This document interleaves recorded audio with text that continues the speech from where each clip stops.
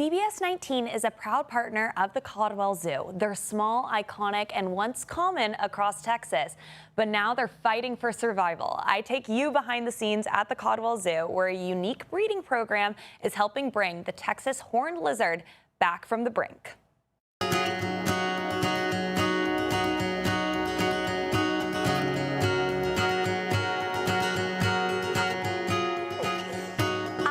With Dallas today, who is the head reptile keeper here at the Caldwell Zoo. And then can you tell me, we're in front of a breeding center for some horned lizards. Tell me about where we are. Yeah, so behind us we have the Texas Horned Lizard Breeding Center.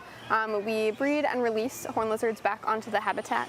If you talk to any of the older folks in Texas, they'll tell you that they used to be all over the place and pick them up all the time, and people are really excited about them. They're pretty iconic, but you really don't see them much anymore. And so that's actually why we have the breeding center, is to help boost their population. And so where have they gone? Why do they need this conservation? Yeah, so humans, we like to make bigger cities and have encroached a lot on separated and segmented their habitats. And then the red imported fire ant. We don't like fire ants, and same as the horned lizards.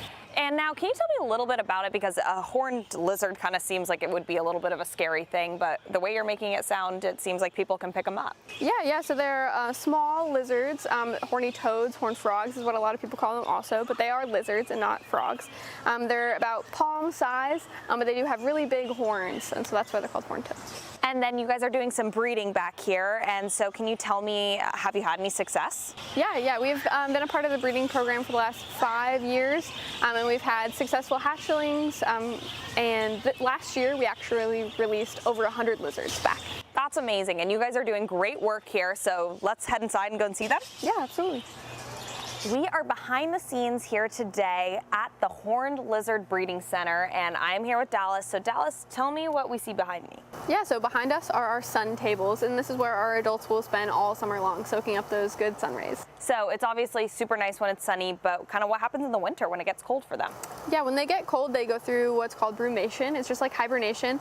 So when it gets too cold for them out here, we will actually scoop them up and we put them inside of our special fridge inside. That is so funny. And kind of what are some things, so you said that they have the sand here and the women actually bury down there and hatch their eggs or lay their eggs down there? Yeah, so in the spring we pair all of our adults together, and then fingers crossed we have some success, and then we'll monitor our females, and in these sun tables they have 6+ inches of sand, so a bunch of sand. They dig a tunnel system down to like a nest cavity, and that's where they'll deposit their eggs. That's amazing. And how many eggs at a time can one of these hatch? Somewhere between 20 and 30 is an average clutch size. That's a lot of little baby lizards. And so kind of from there, how many of these guys do you have?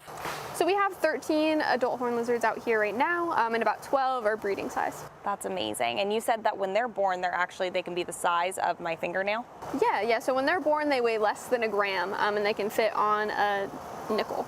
That's amazing. Well, I know I can't speak for everyone else, but I would love to come and see these little baby lizards when they hatch. So when are we expecting that? Late summer, so somewhere around August. So you yourself can come and see this amazing breeding center and learn all about the amazing work that you guys are doing here at the Caldwell Zoo.